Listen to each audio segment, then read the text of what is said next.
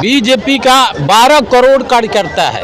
अगर एक एक हजार रुपया चंदा देगा तो कितना होगा? इनकम था 10 लाख का महीना इनकम था मनीष कश्यप का। अब वहाँ गए तो वो इनकम घट के हो गया 2 लाख रुपया। स्टाफ का सैलरी भी दीजिए। सीधे ज्वाइन करके सहानुभूति बटोर के कि हम चालाकी हो गए कि हम शीर्ष पे पहुंच। चाहता नहीं कि कार्यकर्ता शिखर पर बैठे, वो नेता चाहता है कि हम कुर्सी पे बैठे और हमारा बेटा कुर्सी पर बैठे, हमारा पुत्र। कहा जाता है नीतीश कुमार को कि पलटू चाचा पलटी मारते रहते हैं, लेकिन अब लगता है कि जैसे ही नीतीश कुमार जी जो है बीजेपी को ज्वाइन किए हैं, वैसे अब बीजेपी के सारे नेता पलटी मारेंगे। क्योंकि ये जो मनोज तिवारी हैं, उन्होंने पहले मनीष कश्यप को हटा दिया था। बीजेपी पार्टी जो थी उसने मनीष कश्यप को हटा दिया था, लेकिन वापस से मनोज तिवारी जो हैं मनीष कश्यप को बुला लिए हैं। तो आइए जानते हैं कि जनता क्या कहती है। मनोज तिवारी जी का जो ये फैसला है उस पर क्या कहती है जनता? क्या कहेंगे भैया? क्या मैम?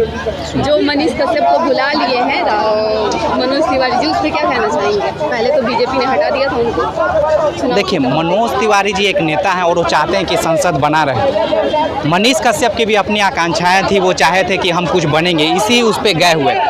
जैसे ही वहाँ से चुनाव हुआ, इनकी दूरियां बढ़ी और ये तरह तरह से वीडियो भी बनाने लगे थे, जो सब कोई जानने लगा, माफ़ी कभी मांगने लगे। और उनका वजह था क्योंकि जुड़ने से कई इनके जो साथी थे वो बिछड़ गए थे, उनका विरोध करने लगे थे। और इसी विरोध को वो सामंजस्य बैठाने के लिए, ताकि हमारा पहले का दोस्त टूटे नहीं, क्योंकि हर कोई जानता है कि राजनीति अपने आकांक्षाओं के लिए, चाहे कोई भी दल हो, कोई भी नेता अगर राजनीति करता है तो ये सोच के कि कैसे उसका इस्तेमाल किया जाए, वो उसका इस्तेमाल किए कि हाँ, मनोज तिवारी का जब चुनाव था वो चाहे, और वो जिस कॉन्स्टिट्यूंसी में जहाँ मनीष कश्यप का था उसका एक थोड़ा बहुत वर्चस्व था ही वहाँ पे, तो कैसे हम इस सीट को जीत लें, इसके लिए उनको बीच में लाया गया कि हाँ चलो मनोज तिवारी का वहाँ वाला सीट भी हमारा सही हो जाएगा, इधर भी, क्योंकि इनका एक अपना प्रभाव तो था ही, यूट्यूबर के नाम पे इनका अच्छा प्रभाव था, इसमें कोई दो मत नहीं। हर कोई चाहता था कि ये अच्छे यूट्यूबर है, लेकिन जैसे ही राजनीति में जुड़े तो राजनीति के बहुत बड़े विद्वान और ये नहीं है, और ये नहीं जानते हैं कि रणनीति में इतना आसान नहीं है कि हम यूट्यूब भी बना लिए हुए और सीधे यूट्यूब से, क्योंकि आपको जो लोग जुड़े थे ना, किस वजह से लोग जुड़े, मतलब कि मनीष कश्यप जो है उनके बस का बात ही नहीं है राजनीति। नहीं, ऐसा किसी को कहना ठीक नहीं है। राजनीति हर कोई कर सकता है, लेकिन तत्परता से अगर हम सुने, क्योंकि हमारा बैकग्राउंड उस तरह से नहीं है, हमारे बाप दादा कोई हमारा नेता नहीं है, और सीधे हम खड़ा हुए और शिखर पे बन जाए, ऐसा संभव राजनीति में नहीं होता है। राजनीति में कुछ लोग राज करते हैं और बाकी कार्यकर्ता होते हैं किसी भी दल में जिंदाबाद जिंदाबाद करने के लिए, और वही नेता कभी चाहता नहीं कि कार्यकर्ता शिखर पर बैठे। वो नेता चाहता है कि हम कुर्सी पे बैठे और हमारा बेटा कुर्सी पर बैठे, हमारा पुतो भाई वो बैठे, कार्यकर्ता जिंदाबाद जिंदाबाद। और इसी तरह का इस्तेमाल मनोज तिवारी ने मनीष कश्यप का किया। अब ये देखते हैं कि आगे का, मतलब भाई भतीजावाद चल रहा है। भाई भतीजावाद तो चल रहा है, वो हर में चलता है और चलेगा, लेकिन ये इस्तेमाल उनके एक हिस्से किया गया, क्योंकि ये सोच रहे हैं कि हमने चालाकी कर लिया, मनीष कश्यप ने सीधे ज्वाइन करके सहानुभूति बटोर के कि हम चालाकी हो गए कि हम शीर्ष पे पहुंच गए।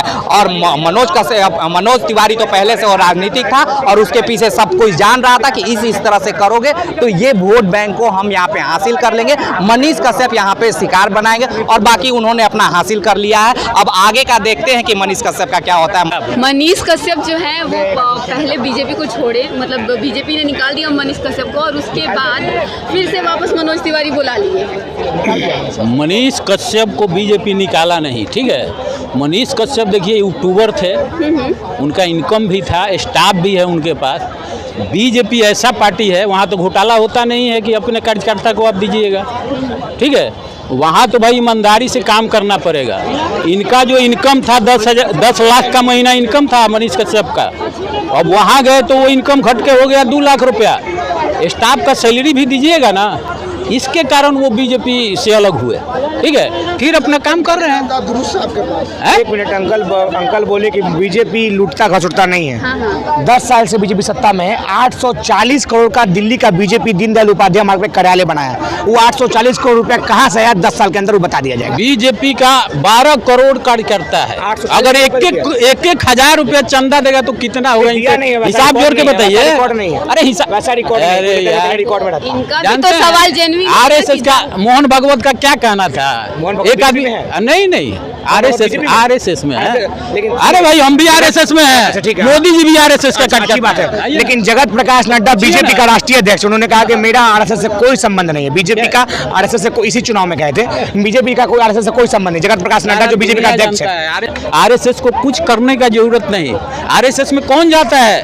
खुद को बर्बाद करो और देश को आबाद करो, वही जाएगा आरएसएस में। कमाने के लिए नहीं जाता है आदमी वहाँ, समझ गए? खुद को बर्बाद करो जी, देश को अब जाइएगा कि वहाँ पैसा मिलेगा, पैसा नहीं मिलेगा। देखिए उल्टा बोल दिए है, पैसा भी नहीं खुद को मिलेगा। आबाद करो, देश को बर्बाद करो, ऐसे काम है। सुनिए एक मिनट ये रुकिए, कांग्रेस है हम ना? बीच में नहीं बोले ये थे, जो- ये अपना पार्टी का स्लोगन बोले ना, रुकिए। हम अपने पार्टी का हम स्लोगन पार्टी का बोले, स्लोगन नहीं सुने। ये अपने पार्टी का स्लोगन बोले, ठीक है, रुकिए। ये कांग्रेस का सुनिए है। सुनिए, सरदार पटेल जी को सब कोई नेता मानता है। सरदार पटेल जी ने कभी कांग्रेस पर बैन नहीं लगाया था।